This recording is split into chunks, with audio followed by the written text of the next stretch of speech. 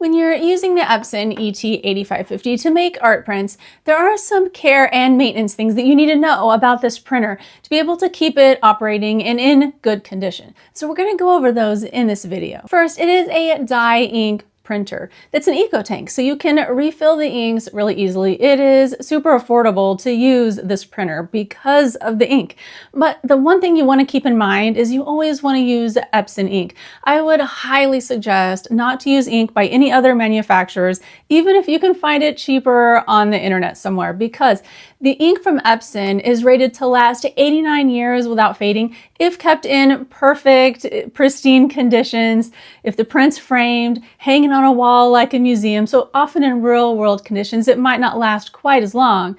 But this ink is the longest lasting dye-based ink that I've ever seen with outside third-party data reviewing it on the market. So you're going to want to use this ink so that way your prints will last as long as possible. Also, I've had a lot of other printers throughout the years. A few of them were dye ink printers, and I used the aftermarket ink on them when I clogged up the print heads, had to replace the print heads, which is super expensive. So if you use ink that's made by Epson, you're less likely to have print clogs and colors getting messed up. If you want everything to look good, essentially just use the ink from Epson. And the ink in this machine is really affordable, so why not just use the manufacturer-made ink? As for filling the ink, I have another tutorial that shows you specifically how to do that. I will link it down in the description if you want that, but it's very easy to do. Basically, you just take the caps off of these, lift this up, fill them in. It's really simple. Next thing to keep in mind is that you want to use this printer fairly regularly. You don't want to just sit it on a counter or shelf or something in your studio and leave it there for 6 months and then all of a sudden decide to print, because if you do that, you're likely to have print head clogs and a lot of issues. I would suggest using your printer at least once every 2 weeks. If it were a pigment printer, you'd want to use it once a week at minimum. But the dye ink is a little more resistant to clogging the print heads than a pigment printer is. So because of that, as long as you use it every couple of weeks, you're probably fine. Now, if you don't need to make an entire print, you could just put a test print through there to check the print heads, like a nozzle check is what it's called. And you can find that from the maintenance menu. The maintenance menu is right here. And you can do a print head nozzle check. And you just load a regular sheet of paper in there, select print, and then it will make a print. You can make sure that all of your print head nozzles are printing properly. Alongside doing the print nozzle check every couple of weeks if you're not printing, just to get some ink to go through the system, you also want to do this nozzle check anytime you see ink on a print that's not supposed to be there. So like a scuff, an ink droplet, like banding, maybe part of the print isn't printing, like you might have a lot of like the yellows missing or the cyans missing.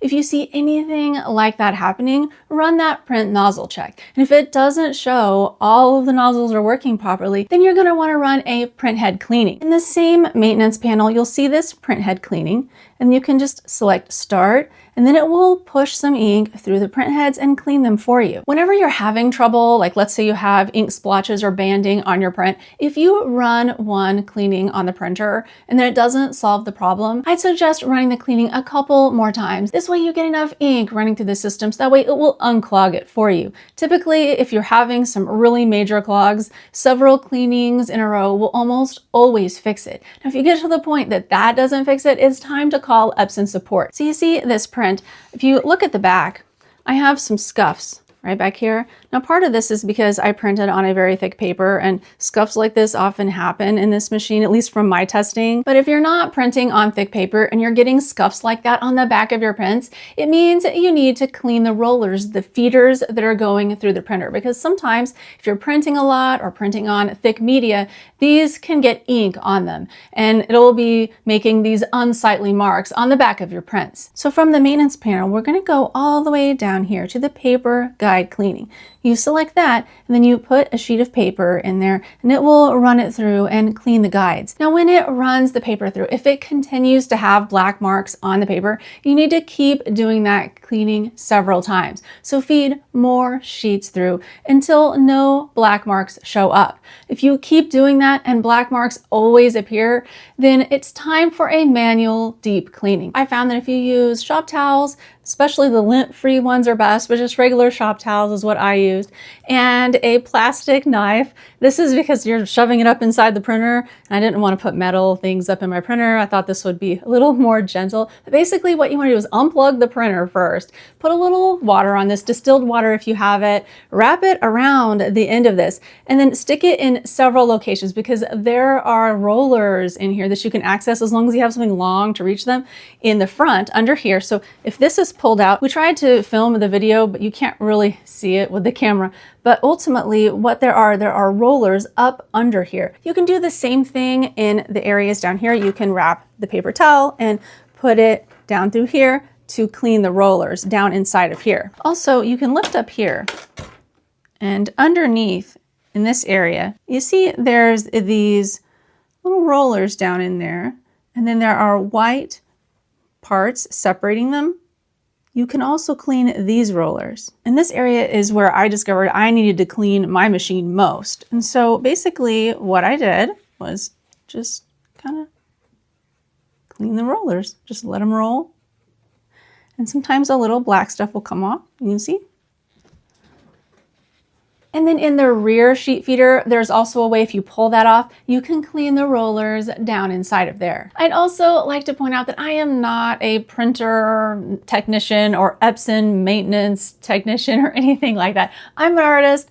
I use these printers to make my art prints. So these are methods of cleaning this printer that have worked for me. But when in doubt, I would always suggest to look up outside other resources like Epson manuals to get their recommendations on how to clean this printer so you know exactly what to do so you don't damage anything inside your printer. And also, if you're really nervous about it, you can hire somebody to clean their printer for you. There are technicians who provide this type of service. But I think if you own this printer, it's likely you're going to need to learn how to clean the rollers just because it seems to be a common issue with people getting the black marks on the prints and scuffs and things because ink does build up on the rollers in this machine. When it's not in use, it's a good idea to cover this up with something. I like to just use a towel or blanket, a sheet, really anything, but cover it up so that dust and pet hair, if you have pets who like to lay on your printers like I do, like make sure to cover this up so nothing is getting inside of it. And it's also a good idea to unplug this when you're storing it. That way, if there were a lightning storm and a power surge, you don't have to worry about it ruining your printer. And on the topic of power surges, it really can ruin your printer if there were to be one. So that's why it's a good idea to have it plugged into a really good surge protector. I like to use this surge protector by Belkin. I think it's really convenient. I have it mounted to my wall so I can plug other things in it as well. But it has protected my printers so far from all the storms in Kansas. So I think it works really well. I'll put links in the description to the surge protector and the papers that I suggest using with this printer, because there are a lot of different papers that this thing will take. But the problem is that some of them cause you more problems than they're worth, at least in my opinion and from all of my testing. So I think the best papers to use are either glossy or luster photo papers. The prints are going to turn out to look the best with the deepest blacks and the boldest colors, and you're less likely to get the black marks on the backs and everything than if you are trying to use the thicker papers in this machine. Because I think this printer is just more well suited to use thinner papers. If you'd like to learn more about operating your Epson ET-8550, I have a playlist. You can check it out here. It has lots of tips on getting the most out of this machine, so definitely take advantage of those free resources. All right, thank you so much for watching. Hope this helps. See you next time.